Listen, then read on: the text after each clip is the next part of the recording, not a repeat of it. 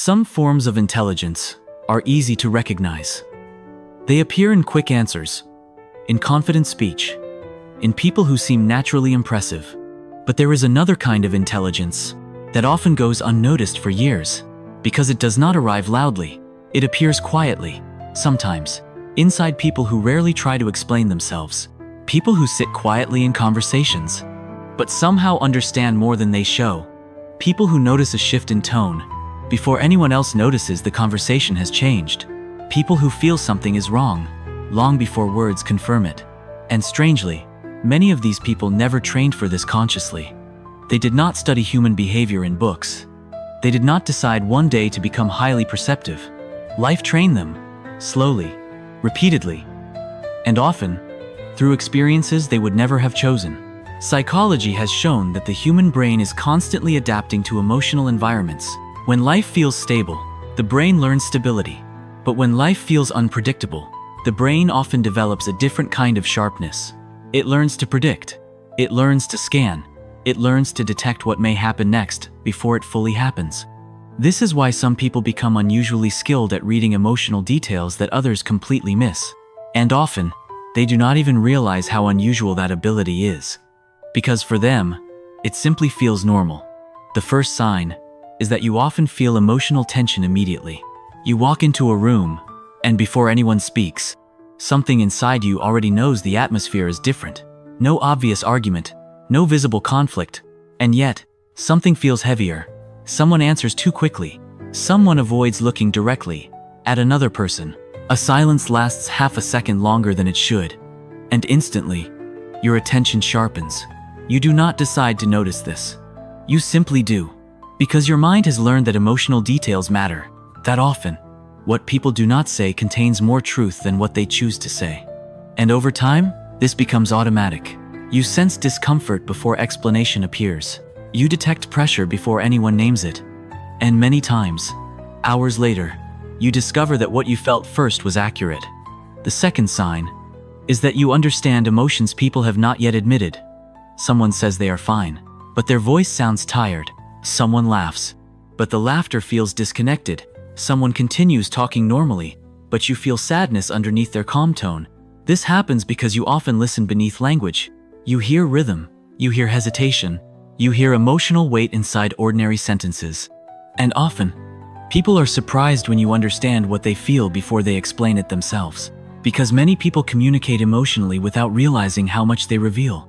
A pause, a breath, a softer ending to a sentence, a missing word. To most people, these details disappear. To you, they become meaning. The third sign is that difficult situations often make you clearer. When others become overwhelmed, you often become more focused. You think faster. You prioritize quickly. You notice what matters first. This does not mean you do not feel pressure. You do. But often, pressure activates something organized inside you because uncertainty is not entirely unfamiliar. Some people panic when emotional energy rises. You often become observant. Because at some point, your nervous system learned that staying mentally clear during instability was necessary. So now, when situations become intense, your mind often enters a strange calm, not comfort, but clarity. The fourth sign is that you think deeply about people long after conversations end. A small sentence can remain in your mind for hours. A facial expression returns later in memory. A moment that looked ordinary continues feeling meaningful. Because often, you do not process conversations only once. You revisit them. You examine them. You ask yourself, why did they pause there? Why did that answer feel incomplete? Why did their tone change when that subject appeared? And because of that, you often understand emotional layers that others never stop to consider. Sometimes this becomes tiring, because your mind rarely accepts surface explanation immediately. It searches for what sits underneath. The fifth sign is self-reliance that became natural early. You often prepare internally before asking anyone for help. You solve quietly. You adjust quietly. And even when support exists, part of you still assumes you should be able to carry things yourself. People often call this strength. And yes, it is strength. But psychologically, it often begins as adaptation. When emotional certainty is limited, the mind often learns that internal competence feels safer than dependence. So over time, being capable becomes identity. And later, even when life changes, the habit remains. The sixth sign is emotional depth that people around you may not fully understand. A song affects you deeply. A memory returns because of a simple smell. A sentence from years ago can suddenly feel present again. A kind gesture can stay in your mind for an entire day. And small cruelty, even if directed at someone else, can affect you more than expected, because your emotional system often processes several layers at once.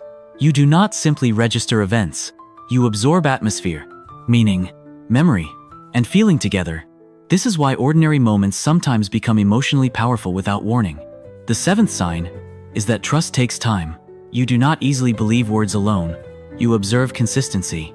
You notice whether someone changes when frustrated, when tired, when disappointed, when they are not trying to impress anyone. Because over time, your mind learns something important. True character appears most clearly when comfort disappears. So trust does not form quickly. But when it does, it usually becomes very deep, because it was built carefully, because your mind required proof before emotional safety. The eighth sign is that rest often feels unfamiliar. Even during quiet moments, part of your mind remains active. You sit down, but your thoughts continue moving. You try to relax, but your attention still scans, not because danger exists now, but because alertness once became normal. And what becomes normal does not disappear automatically. This is why silence can sometimes feel louder than noise, because silence creates space for everything internal to surface. And many people never understand how difficult true rest can be for a mind that learned early to remain prepared. The ninth sign is that people often open up to you unexpectedly. They tell you things they did not plan to say, sometimes very quickly, sometimes without knowing why. Perhaps because they feel you are actually listening, not waiting to answer, not judging immediately, but hearing something deeper.